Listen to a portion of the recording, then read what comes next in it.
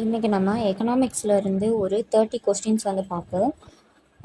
இது வந்துட்டு ப்ரீவியஸ் இயரில் கேட்ட கொஸ்டின்ஸ் தான். ஸோ அதுதான் நான் உங்களுக்கு வந்துட்டு ஒரே பிடிஎஃப் வந்து கொடுத்துருக்கேன். ஃபஸ்ட்டு கொஸ்டின், இந்தியாவின் மத்திய வங்கி எது? இந்தியாவின் மத்திய வங்கி ஆர்பிஐ தான். இந்தியாவின் மத்திய வங்கி. ஆர்பிஐ நிறுவப்பட்ட ஆண்டு 1935 தான் ஆர்பிஐ வந்துட்டு நிறுவியிருக்காங்க. இந்தியாவின் நாணயத்தை வெளியிடும் அதிகாரம் யாருக்கு வந்துட்டு இருக்குது? ஆர்பிஐக்கு தான் இருக்குது.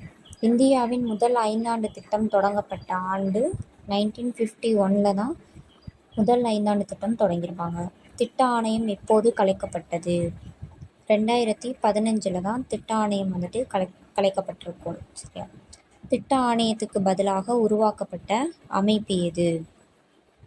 நிதி ஆயோக் தான் உருவாக்கியிருப்பாங்க.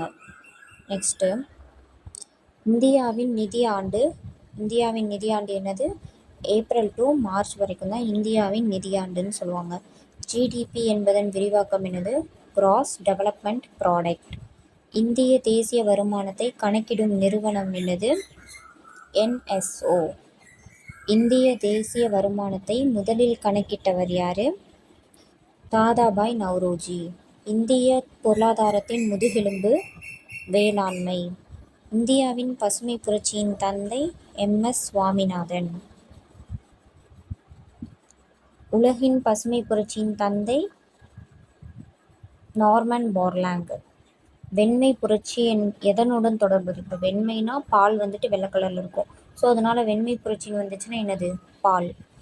ஆப்ரேஷன் ஃப்ளூட் திட்டத்தை வழிநடத்தியவர் யார்? வர்கீஸ் குரைன்.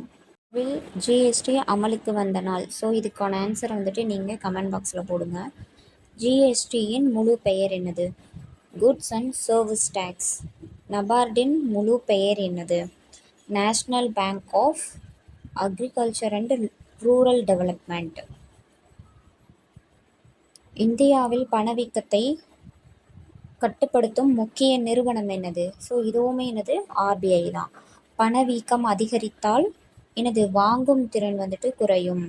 ஸோ இது வந்துட்டு நீங்கள் இப்போ இந்த டாபிக் படிக்கிறீங்க அப்படின்னா நீங்கள் 11th புக்கில் வந்துட்டு இருக்கும். ஸோ அதை நீங்கள் வந்துட்டு நல்லா கிளியராக படிச்சுக்கோங்க. இந்தியாவின் வங்கிகளின் வங்கி அப்படிங்கிறது என்னது? அதுவும் என்னது? ஆர்பிஐ தான்.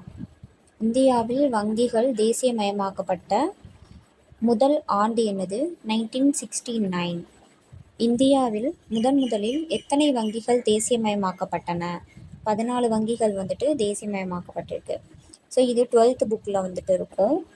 வங்கிகள் அப்படின்னு சொல்லிட்டு ஒரு சாப்டர் இருக்கும். ஸோ நீங்கள் அதில் வந்துட்டு நீங்கள் பார்த்துக்கோங்க. இந்திய பொருளாதார சீர்திருத்தங்கள் தொடங்கிய ஆண்டு என்னது? 1991. எல்பிஜி என்பதன் விரிவாக்கம் என்னது? Liberalisation, privatisation and globalisation. Okay, first one தான் ஆன்சர். இந்தியாவில் பொருளாதார சீர்திருத்தங்கள் எந்த ஆண்டு அறிமுகப்படுத்தப்பட்டன? 1991 தான் அறிமுகப்படுத்தியிருப்பாங்க. அடுத்தது, இந்தியாவின் முதல் வணிக வங்கி எது? இந்தியாவில் முதல் வணிக வங்கினா பேங்க் ஆஃப் ஹிந்துஸ்தான். நல்லா ஞாபகம் வச்சுக்கோங்க. முதல் வணிக வங்கினா என்னது? Bank of Hindustan. எஸ்பிஐயின் பழைய பெயர் என்னது? Imperial Bank of India. First one தான் ஆன்சர். இந்தியாவின் மிகப்பெரிய பொதுத்துறை வங்கி என்னது? அதுவும் எஸ்பிஐ தான். SEBI ஷெபி நிறுவப்பட்ட ஆண்டு என்னது? 1992. ஸோ கொஞ்சம் தெளிவாக வந்துட்டு பார்த்துக்கோங்க. நெக்ஸ்ட்டு வந்துட்டு நான் 30 கொஸ்டின்ஸ் வந்துட்டு நான் அடுத்த வீடியோவில் போஸ்ட் பண்ணுறேன். தேங்க்யூ.